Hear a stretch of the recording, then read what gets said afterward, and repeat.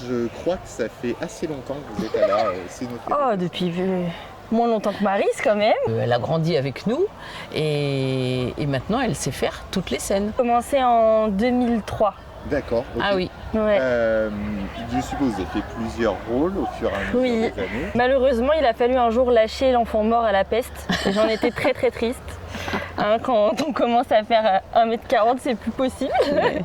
J'ai grandi très vite. Et puis, mais ça m'a permis de faire d'autres rôles, certains rôles très jeunes. Et puis, on était là en famille tous les étés. C'était vraiment mes vacances.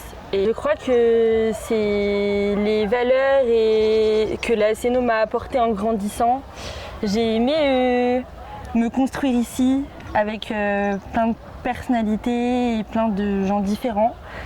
Je pense vraiment que ça a fait de moi une meilleure personne. Moi, c'est toute l'ambiance qu'il y a, toutes ces personnes-là, qui vont des tout petits jusqu'aux personnes de mon âge, en fait, qui jouent, qui font la fête, c'est jovial, c'est amical. Et je suppose qu'il y a des liens d'amitié qui se créent du coup entre les membres de la Cénophérie.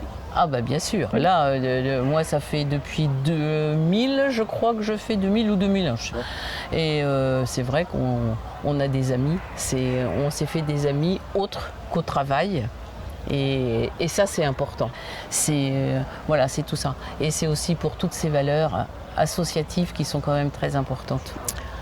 Ah, moi, l'année des 30 ans, ça m'a vraiment marqué.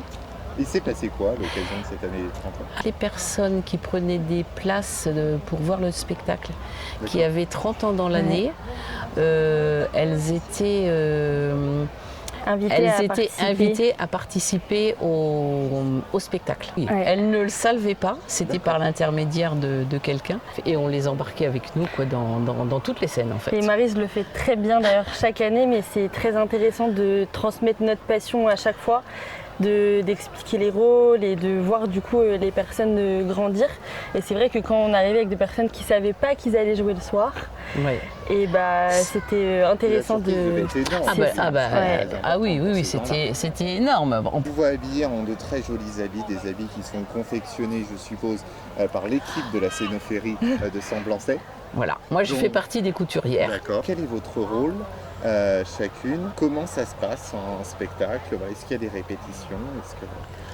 Ah oui, les répétitions commencent dès le mois de mai, tous les mardis soirs. Et puis après, on a 2 répétitions entières de dimanche. Puis après, ça y est, on démarre, quoi. Et sur le rôle, je suppose que vous êtes au cœur du village. Ah bah oui.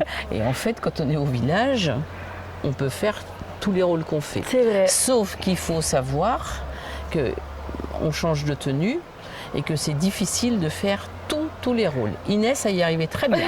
À une époque, elle faisait tous les rôles. J'ai réussi à faire 15 rôles. 15 rôles dans le... Une chose très importante, c'est aussi mettre en avant l'histoire de la Touraine. Oui, on est dans toutes les scènes. C'est ça qui est intéressant, en fait. Nous, on passe toutes les époques. Les compliments des spectateurs, les applaudissements, voilà. Moi, j'adore que les gens soient surpris. En fait, ils ne s'attendent pas forcément à un spectacle aussi grand et aussi, on me le dit souvent, professionnel. En fait, on dirait qu'on est professionnel. C'est le retour qu'on a des gens, alors qu'en fait, on est entièrement bénévole et on en est très fiers. Mais ils ne s'attendent pas à quelque chose d'aussi beau. Je vous remercie infiniment d'avoir accepté de passer devant cette caméra.